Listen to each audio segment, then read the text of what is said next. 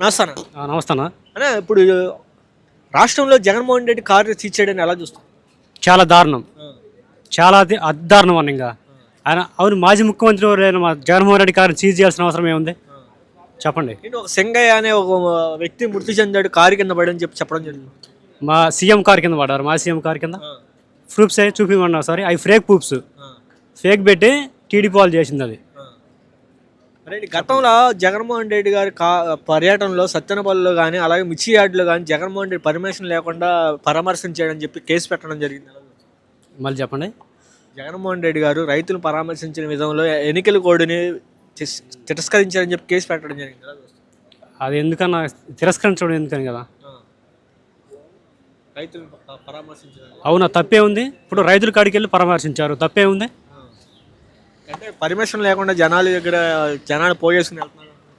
Permission, దాని permission ఎందుకన్నా? జనాల దగ్గరికి వెళ్ళడానికి పర్మిషన్ ఎందుకన్నా? మరి ఇంతకుముందు మా గవర్నమెంట్ ఉన్నప్పుడు రోడ్ షో చేశారు కదా పవన్ కళ్యాణ్, చంద్రబాబు వాళ్ళంతా.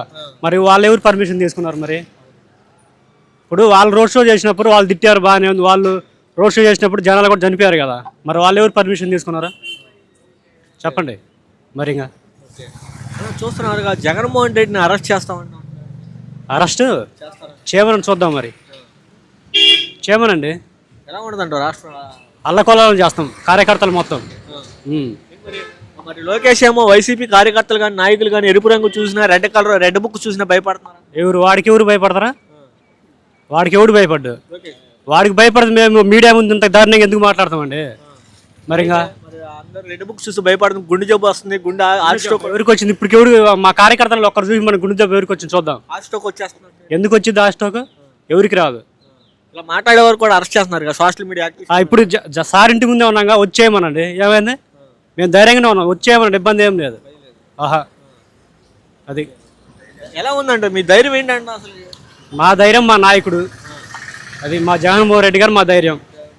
అది జగన్మోహన్ రెడ్డి అంత ఇష్టం. అసలు జగన్మోహన్ రెడ్డి పిలుపు కానీ యువత బేరీ కానీ అలాగే ఎన్నుబడి కార్యక్రమం కానీ తండోపు జనం రావడం కారణం అన్నా.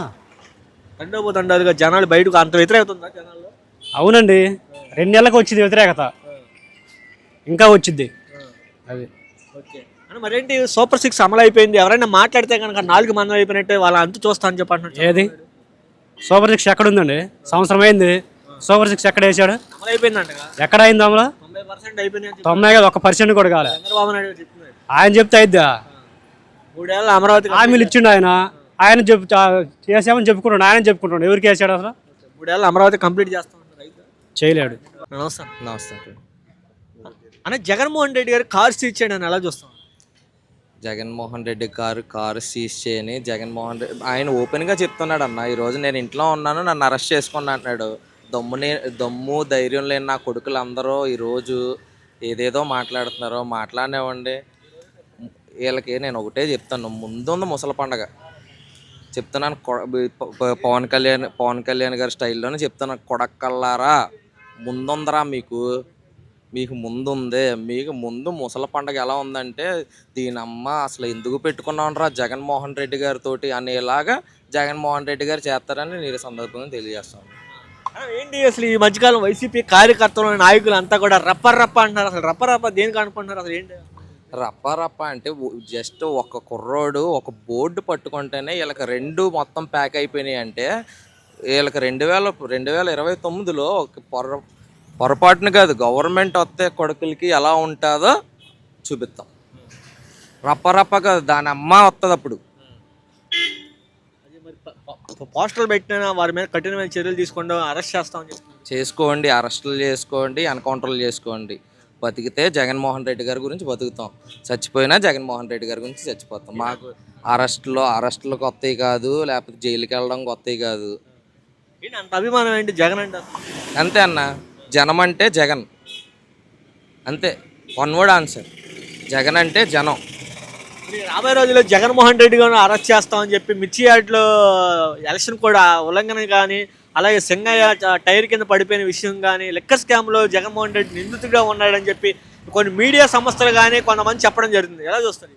ఈరోజు జగన్మోహన్ రెడ్డి గారు ఓపెన్గా చెప్తున్నారు, నేను ఇదే విజయవాడలోనే ఉంటున్నా, ఇదే నా ఇంట్లోనే ఉంటున్నాను, వచ్చి అరెస్ట్ చేసుకోండి. అంత దమ్ముగా అంత ధైర్యంగా ఏ తప్పు చేయనివాడే అంటాడు. దమ్ము లేని నా కొడుకులు అందరూ మాట్లాడుతున్నారన్న, మాట్లాడుకునేవ్వండి. ఒకటే చెప్తాను, వీళ్ళకి ఇప్పుడు కాదు రప్ప రప్ప అనేది రాజారెడ్డి రాజ్యాంగం రాజారెడ్డి రాజ్యాంగం అంటున్నారు కదా, కొడకల్లారా రాజారెడ్డి రాజ్యాంగం అంటే 29లో చూపిస్తారు మీకు. రాజారెడ్డి రాజ్యాంగం వైసీపీ కార్యకర్తల నాయకులు కానీ ఇప్పుడు వైసీపీ కార్యకర్తల నాయకులు ఎరుపు రంగు చూసినా ఎరుపు రంగు చూసినా రెడ్ బుక్ చూసినా భయపడుతున్నారు లోకేష్. అలా లోకేష్ అన్న వ్యక్తి ఒకసారి మా మా స్టూడెంట్ యూనియన్ మా విద్యార్థి దగ్గరలోనే ఒకసారి లోకేష్ అన్నవాడిని స్కూల్కి కానీ గవర్నమెంట్ స్కూల్స్కి వెళ్ళమానండి, గాండ్రించి చుమ్మేస్తారు లోకేష్ మీద. 15,000 అని చెప్పి ఈరోజు ఒక ఆటో డ్రైవర్కి ఆటో ఉన్నా సరే ఆ 15,000 కూడా కాదు, 13,000 కూడా కట్టే, అన్నీ కట్టే. వీళ్ళ ప్రభుత్వంలో అన్నీ కట్టలే తప్ప ఏ సూపర్ 6 అయిపోయినాయి అన్నారు. అసలు సూపర్ 6 ఏం చేశారన్న వీళ్ళు? మరి 20 లక్షల ఉద్యోగాలు ఇస్తా అన్నాడు. ఇస్తారు వీళ్ళు, ఇస్తాం సింగపూర్ నుంచి తెద్దాం అంటారు చూసా కొడాల నాని గారు, అలాగే ఉంటుంది వీళ్ళతో వ్యాపారం. మరేంటి ఈ మధ్యకాలం చంద్రబాబు నాయుడు గారు కూడా మాట్లాడుతూ కూడా సూపర్ 6 అమలు అయిపోయింది, ఎవరైనా మాట్లాడితే కనుక 4 మందం అయిపోయినట్లు లెక్క అని చెప్పి అంటున్నారు. అదే అన్న, ఆయన 4 మందం అయిపోయి ఆయనకు మొత్తమరుపు వచ్చేసింది, వయసు పెరిగింది కదన్న, మొత్తమరుపు వల్ల ఆయన పాపం ఆయన కూడా ఏం అనకూడదులే. ఆయన యనమల రామకృష్ణ మాట్లాడుతూ కూడా ఈ మధ్యకాలంలో వైసీపీ నాయకులు కానీ కార్యకర్తలు కానీ ఎటువంటి పనులు చేయొద్దని చెప్పడం జరిగింది. ఒక నాయకుడిగా ఒక ప్రతినిధిగా అలా చెప్పడాన్ని ఎలా చూస్తారు అన్న? మా జగన్మోహన్ రెడ్డి గారు ఒకటే చెప్పారు, అది బ్లూ బుక్ కాదు, ఏ బుక్ అయినా రాసుకోండి, రాసుకుంటున్నాం అన్నీ తిరిగిస్తాం, అన్నీ తిరిగి లెక్కలన్నీ రాసుకుంటున్నాం, లెక్కలతో సహా మొత్తం అన్నీ అప్పచెప్తాం. రైతుల పరిస్థితి కానీ విద్యార్థుల పరిస్థితి ఎలా ఉందంటారు అన్న? నేను ఈరోజు ఒక స్టూడెంట్ యూనియన్ తణుకు నియోజకవర్గ అధ్యక్షుడు. ఈరోజు నేను మా గవర్నమెంట్ స్కూల్కి కానీ ఎక్కడికైనా వెళ్తే డెవలప్మెంట్ చేసింది ఎవర్రా అంటే, స్కూల్స్ డెవలప్మెంట్ కానీ విద్యా దీవెనలు కానీ ఇంకా ఇవన్నీ డెవలప్మెంట్లు చేసింది ఎవడరా అంటే ఒకడు జగన్మోహన్ రెడ్డి.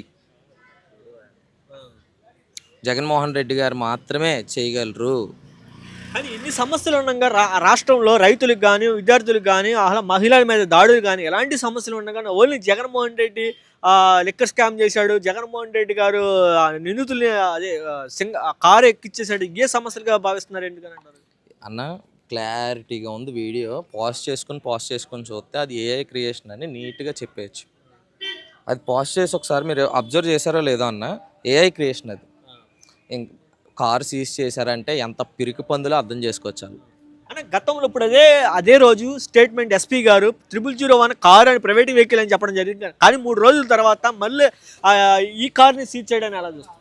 పాపము ఆ కారు కూడా ఎస్పీ గారు చెప్పిన కారు కూడా స్టేషన్లోనే ఉంది. అది ఫోటోలు వీడియోలు కూడా బయటకు వచ్చినాయి. వీళ్ళు చెప్తున్నాను కదన్న, వీళ్ళు ఏం పీకలేక ఏడవలేక చేస్తున్న పనులు. జగన్మోహన్ రెడ్డి గారిని టచ్ చేయాలంటే ముందు కార్యకర్తలను టచ్ చేసిన తర్వాత జగన్మోహన్ రెడ్డి గారిని టచ్ చేయాలి. రోజులో జగన్మోహన్ రెడ్డిని అరెస్ట్ చేస్తాము, లిక్కర్ స్కామ్లో నిందితుడిగా ఉన్నాడు, అలాగే ఇప్పుడు ఏదైతే మిర్చి యార్డ్లో పరామర్శించాలని కూడా కేసు ఫైల్ చేయడం జరిగింది. ఇలాంటి విషయాలు ఎలా చూస్తారు? ఇప్పుడు సత్తెనపల్లిలో A2గా పెట్టడం జరిగింది. భారతదేశ ప్రజలందరికీ తెలుసు, ఆంధ్రప్రదేశ్ రాష్ట్ర ప్రజలకే కాదు, వైఎస్ జగన్మోహన్ రెడ్డి అనే వ్యక్తి కేసులు కొత్త కాదు. ఏ కేసుకి బెదరడు వైఎస్ జగన్మోహన్ రెడ్డి అనే వ్యక్తి. వైఎస్ జగన్మోహన్ రెడ్డిని టచ్ చేస్తే యావత్ ఆంధ్రప్రదేశ్లో ఉన్న వైఎస్ఆర్ కాంగ్రెస్ పార్టీ కార్యకర్తలు ప్రజల యొక్క ఆ ఉగ్ర రూపాన్ని ఈ కూటమి ప్రభుత్వం కోకట వేలతో కుకులించి వేయడానికి సిద్ధంగా ఉన్నారని మీకు తెలియపరుస్తున్నాను. సార్, పవన్ కళ్యాణ్ గారు మాట్లాడుతూ ఏడాది పాలన సుపరిపాలన జరిగింది, ఇక 20 సంవత్సరాలు ఎలాగే కొనసాగితే 20 సంవత్సరాలు సీఎంగా చంద్రబాబు నాయుడు గారు ఉంటే బాగుంటుందని చెప్పడం జరిగింది. ఎలా చూస్తారు? జాతిని ఉద్ధరింతాడనే ఉద్దేశంతో పవన్ కళ్యాణ్ వైపు కొంతమంది జాతిలో ప్రజలు ఓట్లేయటం వాస్తవం, అదే జాతిని నట్టేట ముంచిన చరిత్ర పవన్ కళ్యాణ్ది. ఈవేళ జాతి కోసం పోరాడిన ముద్రగడ పద్మనాభం మీద అనేక అవాకు చవాకులు సృష్టించి కూటమి ప్రభుత్వం అధికారంలోకి వచ్చింది. దీని తొందరలో అదే జాతి వాళ్ళ యొక్క జాతకాలను తేల్చబోతున్నారు. సార్, చూస్తున్నారు కదా సార్, పవన్ కళ్యాణ్ గారు గతంలో ఇప్పుడు 30,000 మంది మిస్ అయిపోయారని చెప్పారు. కానీ ఈ రోజున ఎంతోమంది బాలికల మీద 14 సంవత్సరాల బాలిక మీద 14 మంది అత్యాచారం చేయడం కానీ ఇలాంటి సంఘటనలు ఎక్కడ కూడా వాటిపై ఎక్కడ మాట్లాడలేదు ఎందుకనంటారు? ఈ రాష్ట్రంలోనే కాదు, ఈ దేశంలో నిలకడలేని రాజకీయవేత్త ఎవరన్నారంటే అది పవన్ కళ్యాణ్ అనే వ్యక్తే. ఇప్పటికే ప్రజలు ఈ సంవత్సర పరిపాలనలో ప్రజలందరూ గమనించారు. రాబోయే రోజుల్లో ఈ కూటమి ప్రభుత్వానికి శమరగీత పాడటం, మహిళలందరూ కూడా శమరగీతం పాడి అంతిమయాత్ర చేయటం ఖాయం. సార్ నమస్తే సార్. నమస్కారం. సార్ ఇప్పుడు చూశారు కదా సార్, జగన్మోహన్ రెడ్డి గారి మీద ఎన్నడూ లేని విధంగా లిక్కర్ స్కామ్ కేసు అని చెప్పి సత్తెనపల్లిలో సింగయ్య చనిపోయిన కేసులు కానీ, అలాగే ఇప్పుడు మిర్చి యార్డ్లో రైతులను కలిసినప్పుడు కూడా ఎలక్షన్ కూడా ధిక్కరించారని చెప్పి కేసు ఫైల్ చేయడం జరిగింది. 3 కేసులు ప్రజెంట్ జగన్మోహన్ రెడ్డి అరెస్ట్ చేస్తాం సిద్ధంగా ఉన్నాయని చెప్పి కొన్ని మీడియాలు కానీ చెప్పడం జరుగుతుంది. ఇప్పుడు ఇదంతా కూడా డైవర్షన్ పాలిటిక్స్ అండి. సూపర్ 6 అమలు చేయలేక చేతకానితనంతో ఒక్కొక్క పథకం అమలు చేయాల్సిన తేదీ వచ్చినప్పుడు ఒక్కొక్క అంశాన్ని తెర మీదకి తీసుకొచ్చి దాన్ని కంప్లీట్గా డైవర్ట్ చేసే కార్యక్రమం తప్ప ఇంకేం లేదు. ఇక జగన్మోహన్ రెడ్డి గారి విషయంలో జగన్మోహన్ రెడ్డి గారు ఇలాంటి చంద్రబాబు నాయుడు ఉడతూపులకు భయపడే వ్యక్తి ఏం కాదు. ఆయన ఇలాంటి కేసులకు భయపడే వ్యక్తి కాదు. ఆయన ఇలాంటి చూడని కష్టాలు కాదు. కేంద్ర ప్రభుత్వం అనేక రకాల ఇబ్బందులు పెడితేనే తల వంచకుండా అదరని వ్యక్తి జగన్మోహన్ రెడ్డి గారు. ఈరోజు ఇలాంటి కేసులకు భయపడే వ్యక్తి కాదు. ఈరోజు యావత్ ఆంధ్రప్రదేశ్ రాష్ట్రం కూడా జగన్మోహన్ రెడ్డి గారి వైపు చూస్తూ ఉందని చెప్పి మీకు తెలియజేస్తా ఉన్నాను.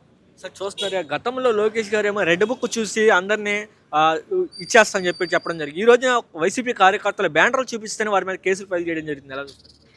ఈ రెడ్ బుక్ రాజ్యాంగం ఇవన్నీ భయపడే వాళ్ళు ఎవరూ లేరు. నిజంగా ఈ రెడ్ బుక్ రాజ్యాంగం అని పెట్టి వైఎస్ఆర్ కాంగ్రెస్ కార్యకర్తలు కనుక నిజంగా ఇంత ఇబ్బంది పెట్టకపోతే కార్యకర్తలు ఇంత కసి వచ్చేది కాదు. ఈరోజు వైఎస్ఆర్ కాంగ్రెస్ పార్టీ కార్యకర్తలు ఈ తీవ్ర స్థాయిలో తిరగబడడానికి రెడ్ బుక్ రాజ్యాంగమే. రెడ్ బుక్ రాజ్యాంగం వల్లే రెట్టించిన ఉత్సాహంతో గుండెలు సరిసి మరీ ముందుకెళ్ళి పనిచేస్తున్నారు వైఎస్ఆర్ కాంగ్రెస్ పార్టీ కార్యకర్తలు. ఈ రెడ్ బుక్ రాజ్యాంగానికి భయపడే కార్యకర్తలు వైఎస్ఆర్ కాంగ్రెస్ పార్టీ కార్యకర్తలు కానే కాదు. నీ రెడ్ బుక్ రాజ్యాంగం మడితే ఎక్కడో పెట్టుకోవాల్సిన రోజులు దగ్గరలోనే ఉన్నాయి. సంవత్సర కాలంలోనే నీ పరిస్థితి ఎలా ఉందో బయటికి ప్రజల్లోకి వెళ్ళి తిరిగితే నీకే అర్థమవుతుందని చెప్పి లోకేష్కి చంద్రబాబుకి సందర్భంగా తెలియజేస్తా ఉన్నాను. సార్ చూస్తున్నారు కదా సార్, రైతులకి చాలా మంది గిట్టుబాటు ధర లేదని చెప్పి, రైతు భరోసా ఇవ్వలేదని చెప్పి, యువత కూడా ఫీజు రింబర్స్మెంట్ ఇవ్వలేదని రోడ్డు మీదకి రావడం. కానీ వాళ్ళంతా కూడా వైసీపీ కావాలని చెప్పి పాలిటిక్స్ డైవర్ట్ చేయడానికి ఇలా యువత పోరులు తీసుకొస్తున్నారని చెప్పి. అంటే నువ్వు నిజంగా పథకాలు వేసి ఉంటే రోడ్డు ఎక్కాల్సిన పరిస్థితి అయితే ఈ రోజు లేదు. పోనీ సరే, వైఎస్ఆర్ కాంగ్రెస్ పార్టీ కావాలని చేస్తుంది. నువ్వు చెప్పు, ఏ పథకం వేసావు నువ్వు సూపర్ 6లో? నువ్వు ఏ పథకాన్ని ఫుల్ఫిల్ చేసావు? తల్లికి వందనం అన్నావు, ఎక్కడ వేసావు నువ్వు? 82 లక్షల మంది విద్యార్థులు ఉంటే నువ్వు 62 లక్షల మంది లబ్ధిదారులు చూపించావు. దాంట్లో 30 లక్షల మంది కూడా లబ్ధి చేకూరలేదు. నువ్వు చేసింది మోసమే కదా. నిరుద్యోగ భృతి అన్నావు, ఎక్కడిచ్చావు నువ్వు? నువ్వు సూపర్ 6లో ఏదైనా అమలు చేసావా? రైతులకు ఇప్పటివరకు ధాన్యం డబ్బులు కొనుగోలు చేసిన డబ్బులు వారి ఖాతాల్లో పడిన పరిస్థితి ఉంది. ఇవన్నీ కూడా నీకు తొందరలోనే ప్రజలు బాగా బుద్ధి చెప్పడానికి సిద్ధంగా ఉన్నారని చెప్పడానికి ఈ సందర్భం అంతా కూడా ఉదాహరణగా తీసుకోవచ్చు. చంద్రబాబు నాయుడు గారు మాట్లాడుతూ కూడా ఈ మధ్యకాలంలో సూపర్ 6 అనేది అమలైపోయింది, ఇంకెవడైనా మాట్లాడితే కనుక నాలుగు మందమైనట్లు లెక్క వాళ్ళని అంతు చూస్తా అని చెప్పి వైసీపీ మాట్లాడితే హరుకులు కదంట. దాన్ని బట్టి ఆయన మానసిక పరిస్థితి మనం అర్థం చేసుకోవచ్చు. చంద్రబాబు నాయుడు గారు ఏ మానసిక స్థితిలో ఉన్నారో, సూపర్ 6 అమలైందా లేదా అన్నది చంటిపిల్లని అడిగినా కూడా చెప్తారు. సో దాన్ని బట్టి అది చంద్రబాబు నాయుడు గారు యొక్క మానసికంగా ఏ స్థితిలో ఉన్నారన్నది ప్రజలు అర్థం చేసుకుని ఆయన మీద సానుభూతి ప్రకటించాలి తప్ప అంతకు మించి ఇంకేం చేయడానికి లేదు.